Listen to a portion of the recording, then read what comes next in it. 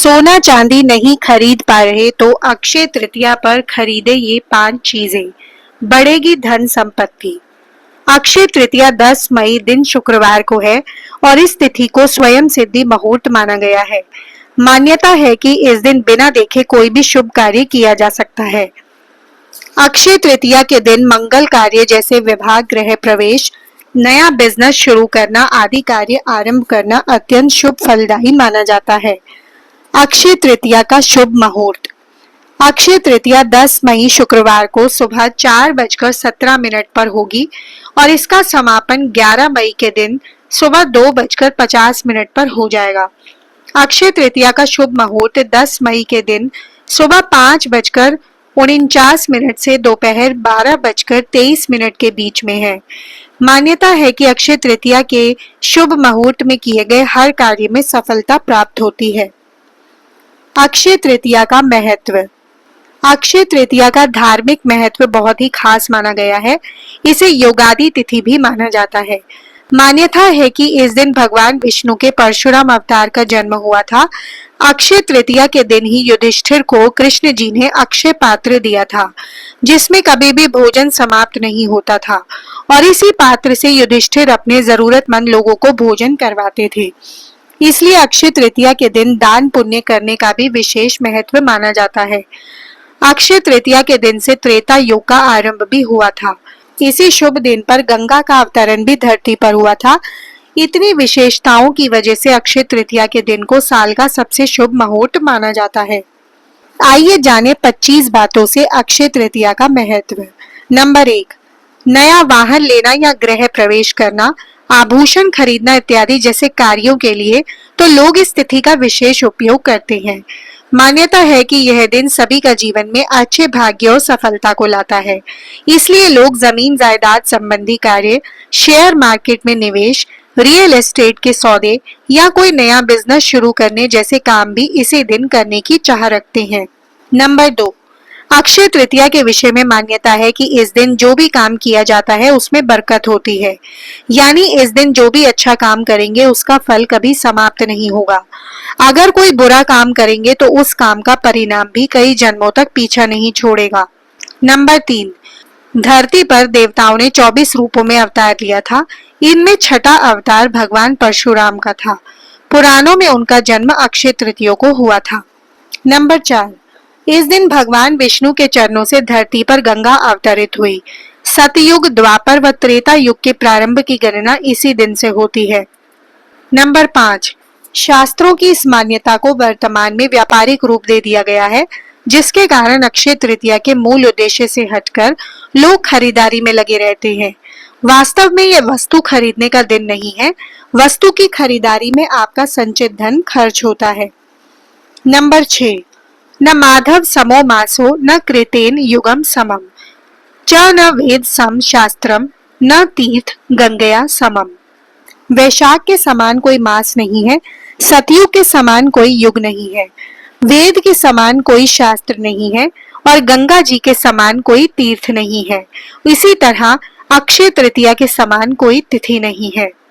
Number 7, वैशाख मास की विशिष्टता, इसमें आने वाली अक्षय तृतीया के कारण अक्षुण्ण हो जाती है। वैशाख मास के शुक्ल पक्ष तृतीया को मनाए जाने वाले इस पर्व का उल्लेख विष्णु धर्म सूत्र, मत्स्य पुराण, नारदीय पुराण तथा भविष्य पुराण आदि में मिलता है।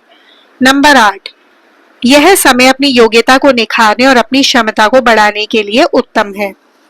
नंबर 9, यह मुहूर्त अपने कर्मों को सही दिशा में प्रोत्साहित करने के लिए श्रेष्ठ माना जाता है।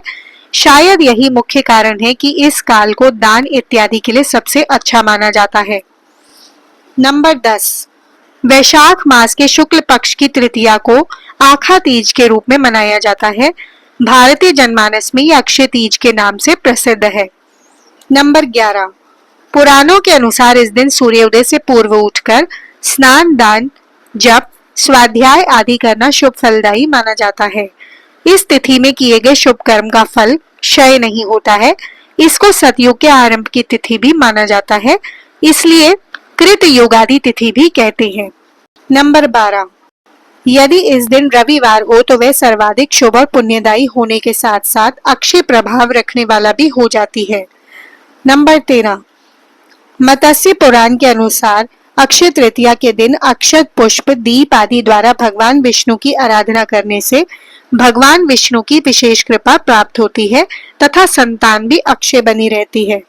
नंबर 14, दीन दुखियों की सेवा करना, वस्त्रादि दान करना और शुभ कर्म की ओर अग्रसर रहते हुए मन, वचन व अपने कर्म से मनुष्य धर्म का पालन करना ही अक्षय तृतीया की सार्थकता है।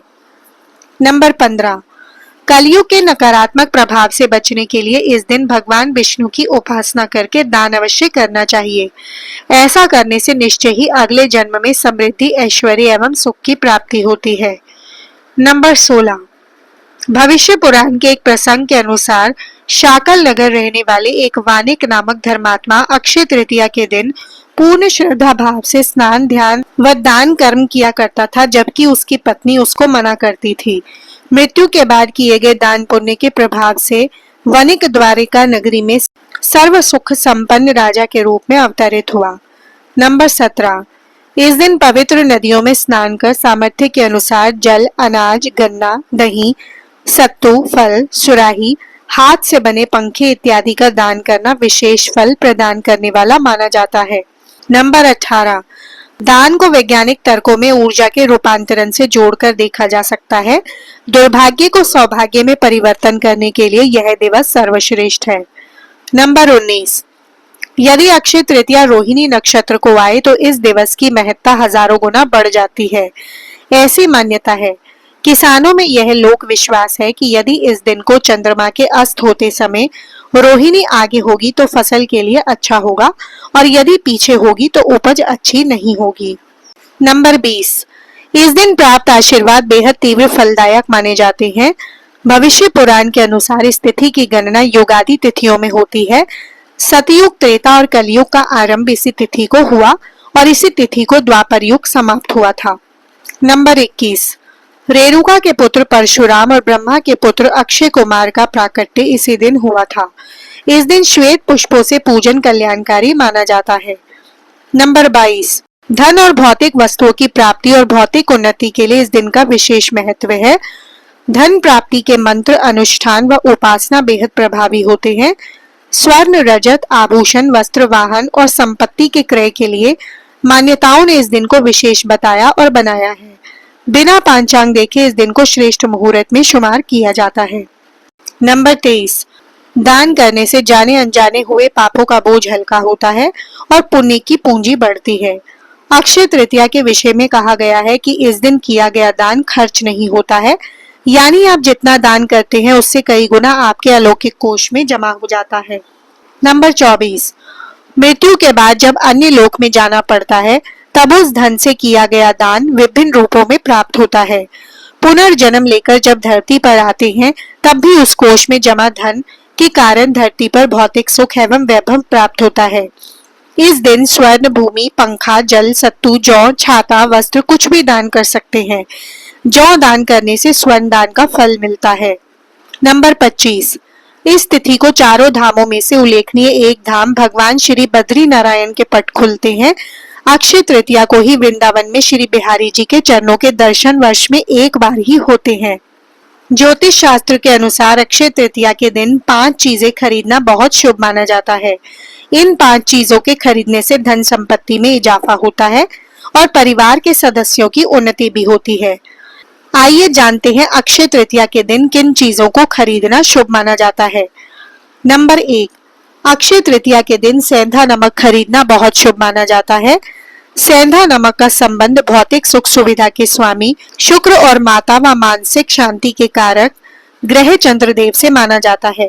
इस दिन सेंधा नमक खरीदने से धन संपत्ति में इजाफा होता है, लेकिन इस दिन सेंधा नमक का सेवन भूलकर भी न करें। नंबर 2, अक्षय तृतीया के दिन मिट्टी की महत्ता सोना खरीदने के बराबर माना जाता है। अगर आप सोना चांदी नहीं खरीद पा रहे हैं तो मिट्टी का पात्र जैसे घड़ा, दीपक आदि चीजों को इस दिन पर घर में लाना शुभ माना जाता है। ऐसा करने से आपकी संपत्ति में इजाफा होता है और घर के सदस्यों की भी अच्छी उन्नति होती है। नंबर 3, अक्षय तृतीया के दिन रुई खरीदने का विशेष महत्व है। अगर आप कोई महंगी चीज नहीं खरीद पा रहे हैं तो इस दिन रुई खरीदना बहुत शुभ माना जाता है। अक्षय तृतीया के दिन रुई खरीदने से जीवन में शांति बनी रहती है और धन धान्य में अच्छी वृद्धि होती है। नंबर 4, बर्तन या कौड़ी खरीदना। अक्षय तृतीया के दिन बर्तन या कौड़ी खरीदना भी शुभ माना जाता है। इस दिन तांबे या पीतल के बर्तन खरीदकर घर ला सकते हैं। ऐसा करने से धन धान्य में वृद्धि होती है। वहीं कौड़ी माता लक्ष्मी को बहुत प्रिय है और इस दिन कौड़ी खरीदकर माता लक्ष्मी के चरणों में रख देने से धन से संबंधित समस्या नहीं होती है।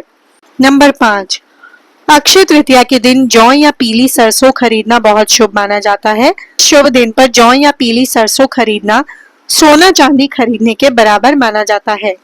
अक्षय तृतीया पर जौ या पीली सरसों को घर पर लाने से माता लक्ष्मी का आशीर्वाद मिलता है। नंबर 6, धार्मिक मान्यताओं के अनुसार अक्षय तृतीया का दिन माता लक्ष्मी के लिए समर्पित माना गया है। ऐसे में आप इस शुभ अवसर पर देवी लक्ष्मी की कृपा प्राप्त करने के लिए अपने घर में दक्षिणवर्ती शंख, एकाक्षी नारियल आदि भी ला सकते हैं। इन्हें लाने के बाद विधि विधान पूर्वक घर के मंदिर में स्थापित कर देना चाहिए। नंबर 7, इस बार अक्षय तृतीया का पर्व शुक्रवार के दिन पड़ रहा है। ऐसे में आप लक्ष्मी जी की कृपा प्राप्त करने के लिए अक्षय तृतीया के दिन श्री यंत्र को घर में ला सकते हैं। श्री यंत्र को माता लक्ष्मी का प्रतीकात्मक रूप माना जाता है। इस दिन श्री यंत्र को घर लाने के बाद इसे मंदिर में विधि विधान पूर्वक स्थापित करें।